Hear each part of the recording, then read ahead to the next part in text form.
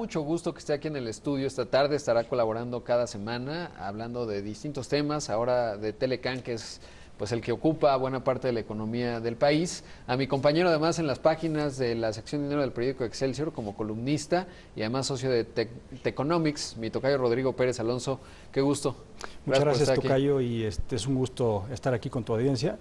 En esta ocasión quisiera hablar de un tema que pues tú mencionaste en tu introducción, que es justamente el Tratado de Libre Comercio. Como recordará el auditorio, el Tratado de Libre Comercio pues lleva más de 23 años, es decir, se negoció en los 90, a principios de los 90, se firmó en el 93, entró en vigor en el 94. ¿Y por qué es importante? Porque justamente el presidente Trump está mencionando ahora que quiere renegociarlo, lleva varios meses desde el inicio de su campaña hasta ahora. La narrativa ha sido la renegociación o incluso la cancelación del tratado, y es importante porque México, Estados Unidos y Canadá ya tienen una interdependencia económica muy fuerte. Para darte algunas cifras, México, Canadá y Estados Unidos tienen un intercambio comercial de 108 millones de dólares por hora, es decir, 2.600 millones de dólares al día. Eso significa que pues ha habido una liberalización bastante amplia de los mercados. Los aranceles han disminuido considerablemente, en algunos casos, o en la mayor parte de los casos, están en ceros, y por supuesto que en ese contexto la narrativa de Trump es muy importante. ¿Por qué? Porque justamente hoy, lo mencionabas ya, el Economist, la revista The Economist publicó una entrevista con el presidente Trump, en donde casi dice que por gracia suya estamos renegociando y no ha cancelado el tratado. ¿Por qué lo quería cancelar? Una promesa de campaña, por supuesto, y por otra parte, pues queriendo apaciguar a su base política, que son ciertos estados de los Estados Unidos que votaron mayoritariamente por Trump.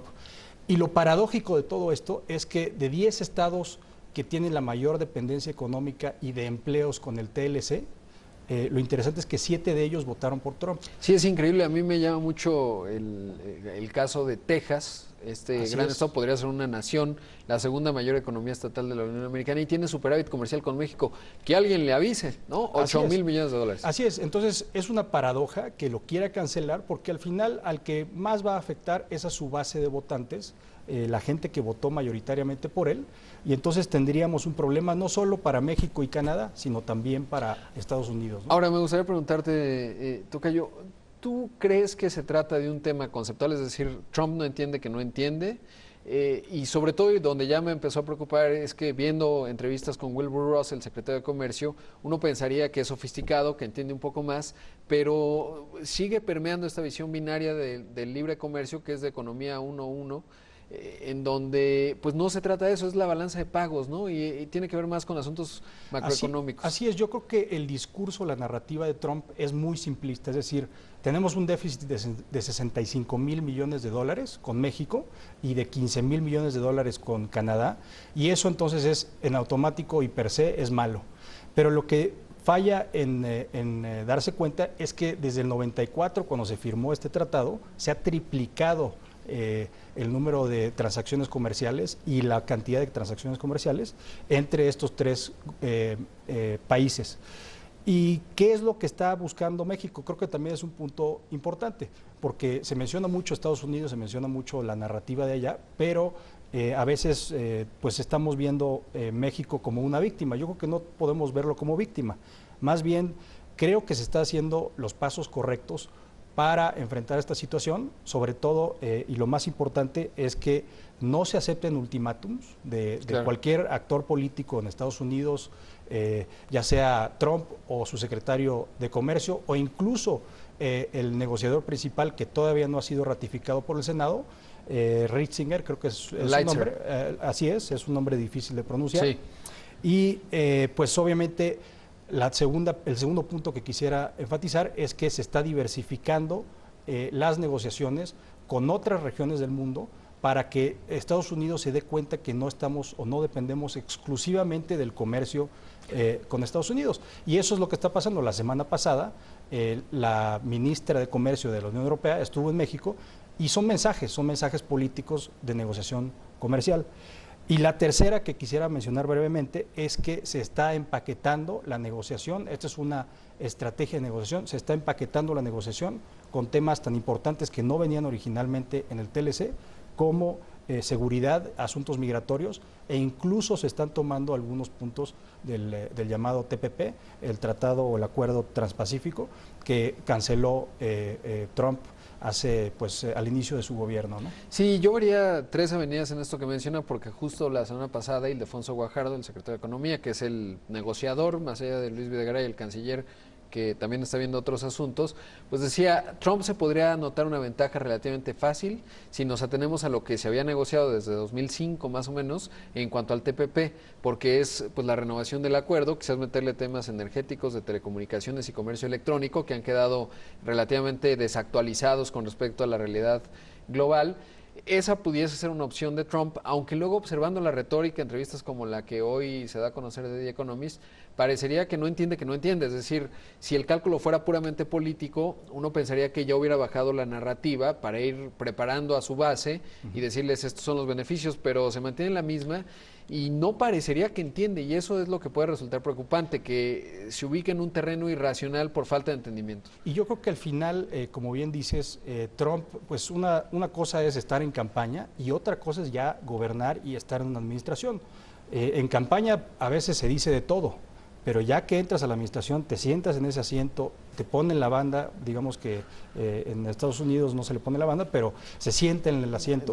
Entonces ya cambia la narrativa, ya no puedes seguir con las agresiones hacia otros países, tienes que actuar presidencial. Lo que yo creo que tienes toda la razón es que no entiende, yo creo, su narrativa de campaña era tan simplista que conectaba con un público que quería oír ciertas cosas, que ahora lo está transmitiendo su presidencia y obviamente pues no está funcionando. Tan es así que de todas las iniciativas que ha presentado tanto en el Congreso como órdenes ejecutivas, etcétera, casi todas o las ha tirado el propio Congreso o las ha tirado las propias Cortes. Las únicas dos excepciones son el nombramiento o ratificación del ministro de la Suprema Corte y por otra parte el Obamacare, que únicamente pasó por la Cámara de Diputados. Y que es interesante porque en la entrevista que hoy le daba a The Economist le preguntaban, oigan, ¿esta de los demócratas? Y reconocía que sí, porque hay una parte de los propios republicanos, tiene mayoría en las dos cámaras el Partido Republicano, el de Donald Trump, y uno pensaría que eso le da garantía de aprobar todo. Resulta que no, y que tiene que contar con ciertos legisladores demócratas que no le están diciendo que sí. Ahora, eso me genera cierto optimismo porque todas estas derrotas, es decir, ya se adaptó a no tener un muro, o por lo menos a que no esté fondeado, y eso podría ser positivo en términos del Telecam, porque no será sencillo que el Congreso, los representantes tejanos, en fin, de varios estados, de Indianápolis, incluso donde es el vicepresidente Pence, pues vayan a darse un tiro en el pie desde el punto de vista de sus bases empleos, electorales, que serían ampliamente afectadas. Pero por otro lado, si tiene demasiadas derrotas políticas, se puede ver arrinconado y tratar de hacer una negociación muy racional con México, y eso puede ser peligroso. Y el riesgo es justamente que una persona con esa personalidad, con esos trastornos tal vez de personalidad fuerte, narcisismo, yo creo que puede cambiar de opinión tan rápido que ¿en qué se basa la gente, la población, los mercados, etcétera? En la certeza. Y el problema de tener a un personaje como Trump en la presidencia es que de un día para otro puede cambiar de opinión, o de una hora para otra, de un momento para otro. El mejor ejemplo, y volviendo al TLC, es justamente las llamadas que tuvo Trump con el primer ministro de Canadá y el presidente de México para renegociar el TLC en vez de cancelarlo, porque a los 100 días él iba a sacar una orden ejecutiva ordenando la cancelación del TLC, dando 60 días o 6 meses, perdón, para exacto. que un poco la intención ahí era que empezara a correr el tiempo para que el Congreso, una vez que apruebe o ratifique a Leitzer, el principal negociador, pues ya el tiempo iba a estar muy apretado, pero me parece, y ahí coincido totalmente contigo, que fue buena la estrategia de negociación en decir, no vamos a negociar con ultimátums, si lo cancelas va a ser dañino para ti, pero además no cuentes con nosotros, y ahí será muy importante que México siga unificando posiciones, porque seguro hubo coordinación antes de las llamadas entre México, Enrique Peña Nieto y Justin Trudeau. Y hay un dato interesante también ahí, justamente miembros de la Casa Blanca más moderados hablaron a Canadá, a miembros del primer ministro, de la administración del primer ministro Trudeau y del presidente Peña Nieto, para justamente alertarle y decirnos, por favor, hagan algo por este señor, ¿no? Que mi jefe está loco. Así un poco es, en así ese es. tono fue. Gracias, Rodrigo, un gusto. Muchísimas y nos vemos gracias. la próxima semana. Cómo no, muchas gracias. Vamos.